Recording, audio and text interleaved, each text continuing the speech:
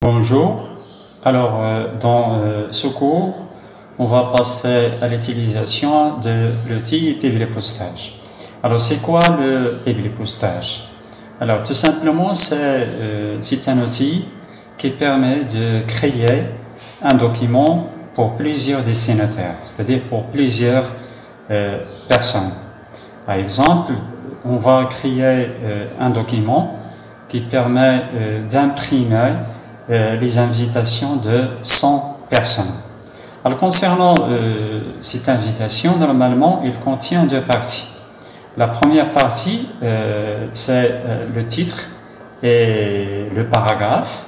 La deuxième partie, c'est le nom et le prénom de la personne concernée. Donc vous voyez, si on a créé ces invitations, nous avons une partie qui est fixe, c'est-à-dire le titre et le paragraphe, et une partie qui varie selon la personne concernée, c'est le nom et le prénom. Alors dans ce cas, c'est mieux d'utiliser le bibliopostage. Donc on va voir un exemple, on va créer un document qui permet d'afficher les informations d'un article sélectionné. Donc, pour cela, on va lancer Microsoft Word.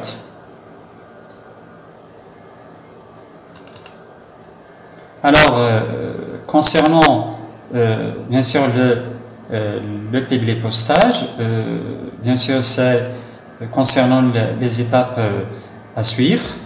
Normalement, il faut créer deux documents. Le premier document, il s'appelle le document principal, c'est-à-dire le document de base. C'est un document qui contient les informations qui sont fixes dans le document. Et le deuxième document, c'est la source de données.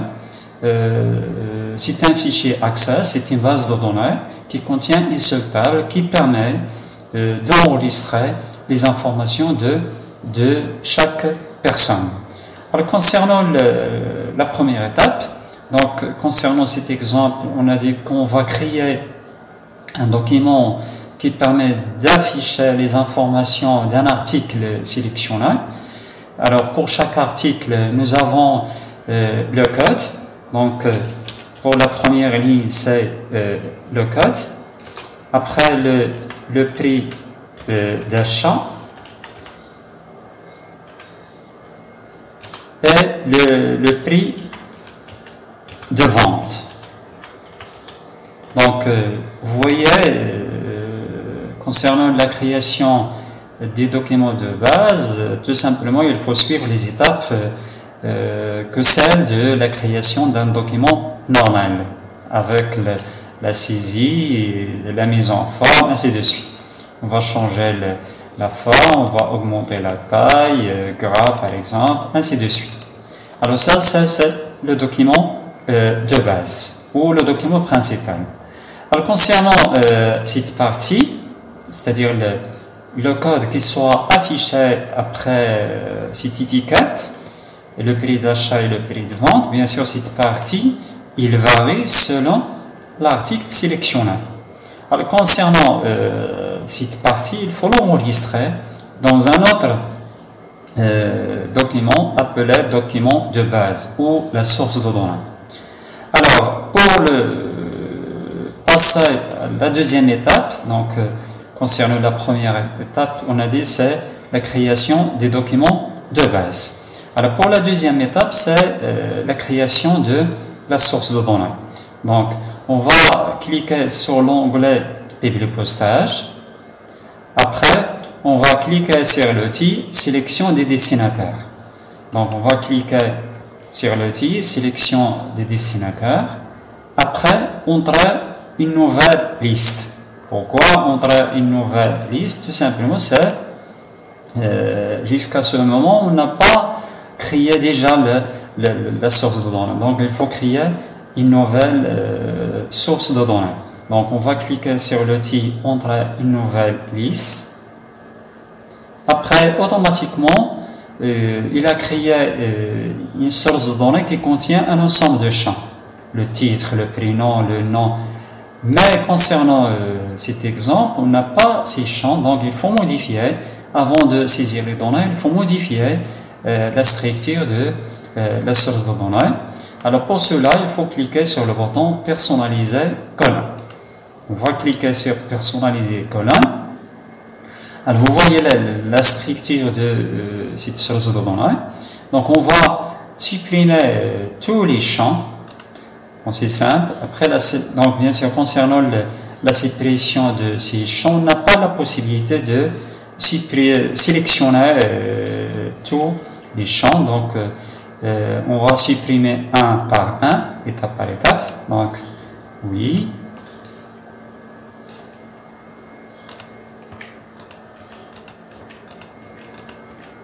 On va supprimer tous les champs. Après la suppression, on va ajouter les champs qu'on va utiliser dans ce document. Donc le premier champ, c'est le code. Alors pour l'ajout des champs, on va cliquer sur ajouter, le bouton ajouter. Après, on va saisir le nom des champs, code. OK. Après, on va ajouter le deuxième champ, prix de vente. OK. Le troisième champ, c'est prix d'achat. OK.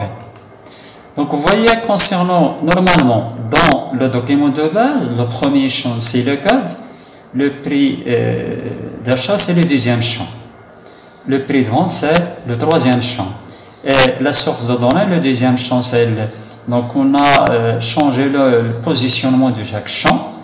Donc c'est pas un problème. Donc nous avons la possibilité. Vous voyez que le premier champ c'est le code, le deuxième champ c'est le prix de vente.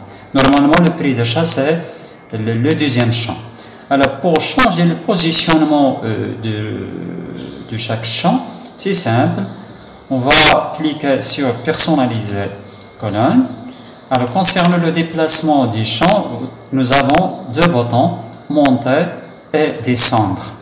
Donc on va cliquer sur le deuxième champ, prix de vente, puis on va cliquer sur descendre pour le déplacer vers la troisième position.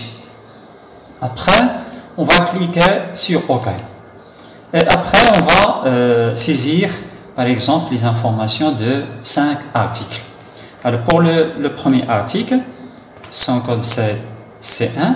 Alors, pour simplifier la saisie, c'est mieux d'utiliser la touche tabulation.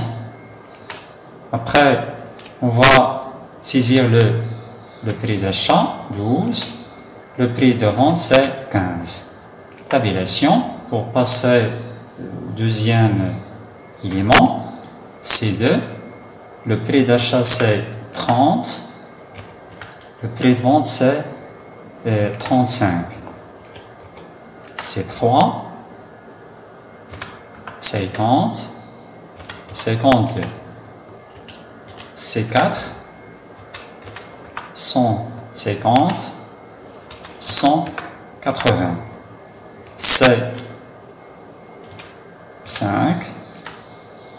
le prix c'est d'achat c'est 50 et le prix de vente c'est 53. Après, bien sûr, la saisie des données, on va cliquer sur OK. Alors vous voyez bien sûr une fenêtre sera affichée pour l'enregistrement. Donc on va enregistrer la source de données. On va choisir le nom, c'est liste article. Après on va cliquer sur enregistrer. Donc vous voyez que l'extension c'est MDB, c'est Microsoft Database, c'est-à-dire c'est une base de données Microsoft, c'est-à-dire c'est une base de données qu'on peut ouvrir en utilisant le logiciel Access. Après on va cliquer sur enregistrer. Alors dans après ces étapes, on a créé normalement deux documents. Le premier, c'est le document de base. Le deuxième document, c'est la source de données qui contient les informations de 5 articles. Alors, et ces deux documents, ils sont normalement séparés.